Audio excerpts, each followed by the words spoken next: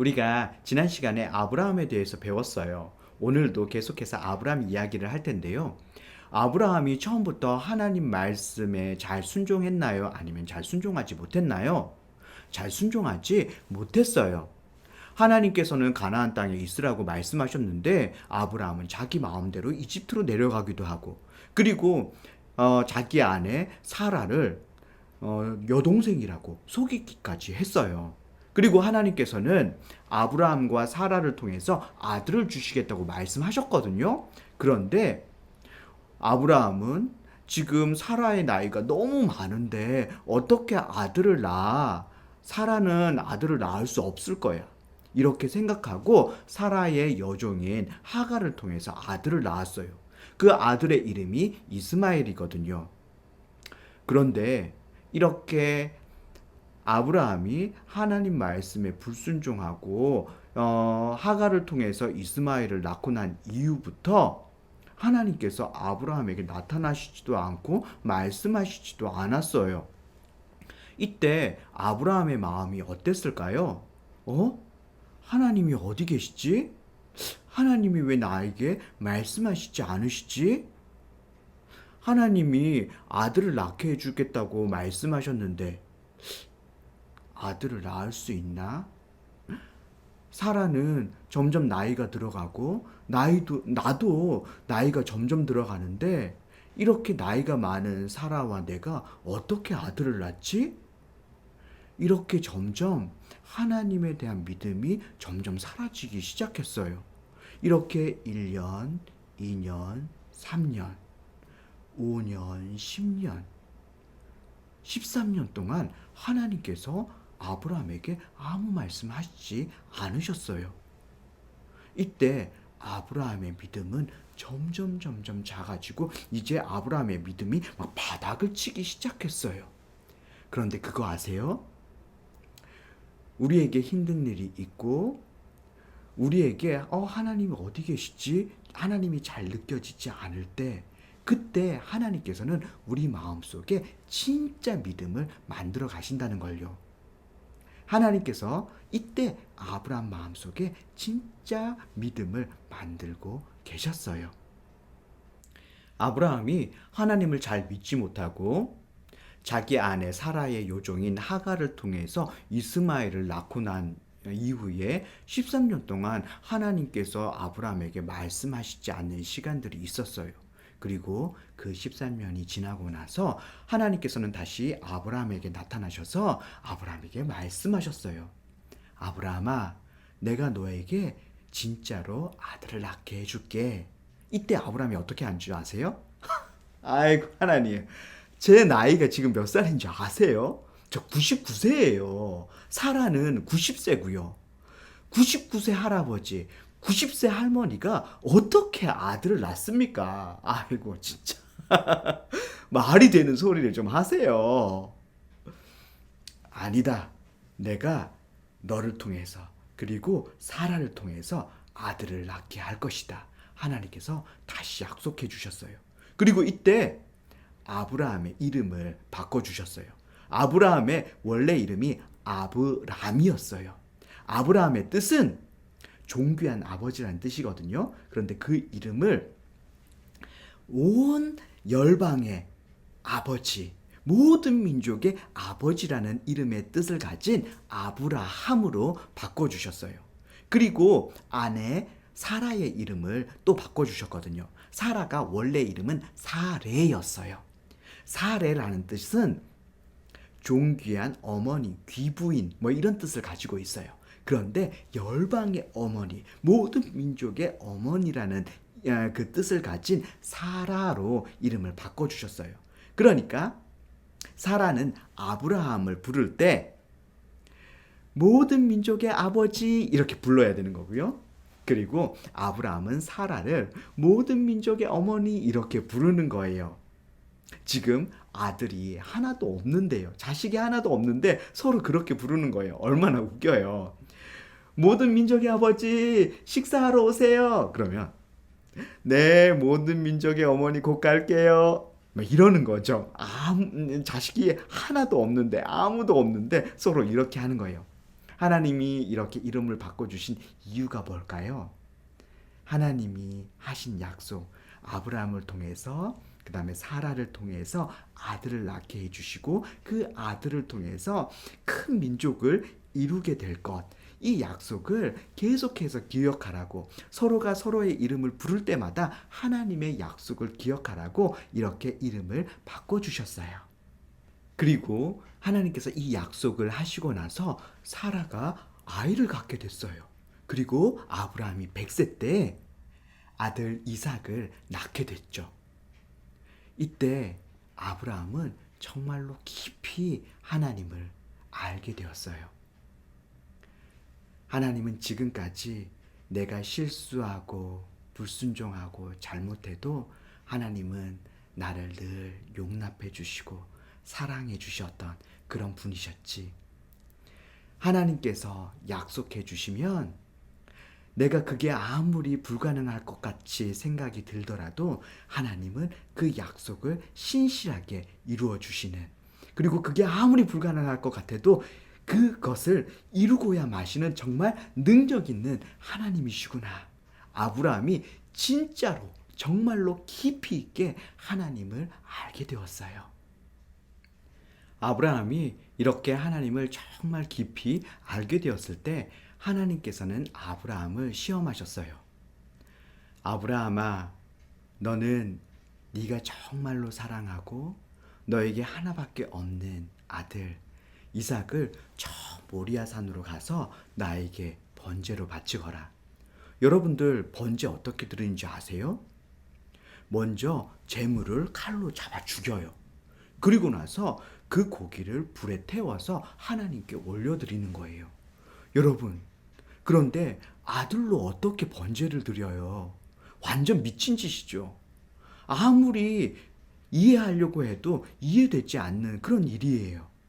그런데 정말 이해되지 않는 그런 명령을 하나님께서 아브라함에게 말씀하셨는데 아브라함은 그 다음날 바로 일어나자마자 이삭을 데리고 모리아 산으로 갔어요. 그런데 문제는 뭐냐 하면 아브라함이 살았던 곳에서 모리아 산까지는 3일 동안 가야 하는 그런 길이었어요. 3일 동안 이삭을 데리고 간다고 생각해 보세요. 저에게 아들이 있는데 아들과 함께 산책을 가면 아들이 너무너무 좋아해요. 제 손을 붙잡고 막 펄쩍펄쩍 뛰고 아빠 사랑해 그러면서 막 사랑 고백도 해요. 그러면 제 마음이 너무너무 좋고 기쁘거든요. 아브라함이 이삭을 데리고 우리 소풍 가자 하면서 모리아 산으로 가는데 이삭은 막 신이 났어요. 폴짝폴짝 뛰면서 아브라함한테 아빠 사랑해요. 아빠 너무 좋아요. 막 이러면서 폴짝폴짝 뛰는 거예요. 너무 좋아하는 거예요. 그런데 그 이삭을 아브라함이 볼 때 그 마음이 어떻겠어요? 막 슬프겠죠. 너무너무 힘들겠죠. 아이고 이놈아, 내가 너 죽여야 된다 이놈아. 이러면서 마음이 얼마나 힘들겠어요. 그런데요, 아브라함이 3일 동안 그 길을 가는 거예요. 아브라함이 그 전에 하나님을 의심해 봤었잖아요. 하나님이 불가능한 일에 대해서 말씀하셨었잖아요. 이해되지 않는 그 일에 대해서 약속하셨었잖아요. 그래서 아브라함이 이게 어떻게 돼? 이건 불가능한 일이야. 이해되지 않아. 이렇게 생각했었잖아요. 그런데 하나님은 그 불가능하다고 생각했던 일, 아브라함이 도저히 이해할 수 없었던 그 일을 이루셨잖아요. 그래서 아브라함이 이번에는 아브라함 생각으로 이해되지 않았지만 하나님 그 말씀에 순종해서 저 모리아 산까지 3일 동안 걸어서 그렇게 갔어요. 이삭과 아브라함이 이제 모리아 산 밑에 도착했어요. 모리아 산을 이삭과 아브라함이 막 올라가요. 올라가면서 산 중턱쯤 올라갔을 때 이삭이 아브라함에게 물었어요. 아빠, 번제할 때 쓸 나무나 이런 건 다 있는데 번제 드릴 양은 어디 있어요? 그러자 아브라함이 번제 드릴 양 바로 너야! 라고 얘기할 그때 아브라함이 그렇게 얘기하지 않고 하나님이 저 산 위에 올라가면 하나님께서 번제 드릴 양은 준비해 주실 거야. 이렇게 얘기하고 계속해서 산을 올라갔어요. 산 꼭대기에 올라가자 번제단을 이렇게 만들고 나무도 위에 쌓아놓고 그리고 그 나무 위에 이삭에게 자 여기에 눕거라. 그래서 이삭이 그 위에 누웠어요. 그러자 아브라함이 칼을 이렇게 빼들고 이삭을 찌르려고 하는 그 순간 하나님이 아브라함아 아브라함아 멈춰 멈춰.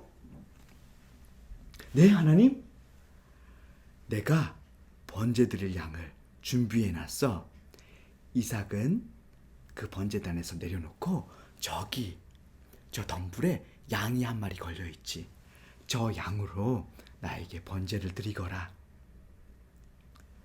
여러분, 이삭이 상 중턱쯤 올라갔을 때 아브라함에게 물었잖아요.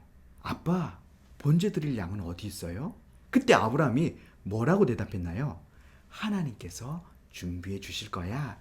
이렇게 대답했잖아요. 그런데 정말 하나님께서 어떻게 하셨죠? 양을 준비해 주셨어요. 아브라함이 하나님의 마음을 진짜로 아는 거예요. 정말 두 사람이 친해지면 어떻게 되는지 아세요? 말하지 않아도 그 사람 마음을 알아요. 때로는 그 사람 마음과 반대로 얘기해도 저 사람의 진짜 마음은 그렇지 않을 거야 라고 하면서 그 사람의 진짜 마음을 알거든요. 그것처럼 하나님이 어떤 말씀을 하시든지 아브라함이 하나님을 오해하지 않아요. 하나님의 진짜 마음은 이걸 거야 라고 하면서 아브라함이 하나님의 진짜 마음을 알아요. 그래, 하나님이 산 위에 올라가면 양을 준비해 주실 거야. 아브라함이 하나님의 마음을 아는 거예요. 설령 내가 이삭을 죽인다 할지라도 하나님이 이 이삭을 다시 살려내실 거야. 하나님은 그렇게 나와 이삭을 사랑하시는 분이시고 그리고 능력 있는 분이시니까.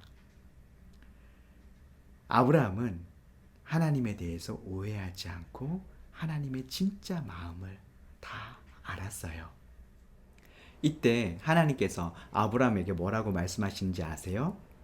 이제야 네가 나를 경외하는 줄을 알겠구나. 경외한다, 안다는 의미예요. 이제 네가 나를 진짜로 아는구나. 내 마음까지 네가 이제 다 아는구나. 이렇게 말씀하신 거예요. 그리고 하나님께서 아브라함에게 어마어마한 그런 축복을 해주셨어요. 이 일이 있은 후에 하나님께서 모리아산을 지날 때마다 자꾸 감동이 되는 거예요. 아브라함이 내가 어떤 말을 해도 나에 대해서 오해하지 않고 내게 온전히 순종했던 그 모리아산이구나. 자꾸 모리아산만 보면 하나님이 자꾸 감동이 돼서 눈물이 나요. 너무너무 감동이 되죠. 사람이 하나님을 오해하지 않고 진짜로 믿어준 곳, 그 모리아산. 나중에 시간이 흘러서 그 모리아산에 하나님께서는 예루살렘 성전을 짓게 하십니다. 왠지 아세요? 그 모리아산만 가면 하나님이 자꾸 감동이 되시는 거죠. 그래서 사람들이 이 모리아산 예루살렘 성전에 와서 하나님께 예배하면 하나님이 자꾸 아브라함이 떠오르면서 자꾸 감동이 돼서 그 사람들에게 마음껏 축복해 줄 수 있도록 거기에다가 성전을 짓게 하신 거예요. 하나님께서는 아브라함과 이렇게 계속 함께 하시면서 아브라함이 하나님을 알도록 하셨고 믿음이 더 커지게 하셨고 그래서 순종할 수 있게 하셨고 순종했을 때 아브라함에게 어마어마한 축복을 해주셨어요. 아브라함과 함께 하셨던 것처럼 하나님께서는 저와 여러분들과 함께 해주세요. 때로는 아브라함에게 그랬던 것처럼 하나님이 잘 나타나지 않는 것 같고 말씀하시지 않고 그래서 하나님이 어디 계시지? 하나님이 계시기나 하나? 나와 함께 계시나? 나를 도와주시는 분이 맞나? 이런 생각이 들 때도 있어요. 하지만 그때에도 하나님은 여전히 나와 함께 계시는 분이세요. 나와 함께 계시면서 내 믿음을 점점 커지게 하시고 하나님을 점점 더 많이 알게 해주시죠. 이렇게 하나님은 언제나 우리와 함께 하시는 너무너무 좋으신 그런 하나님이십니다.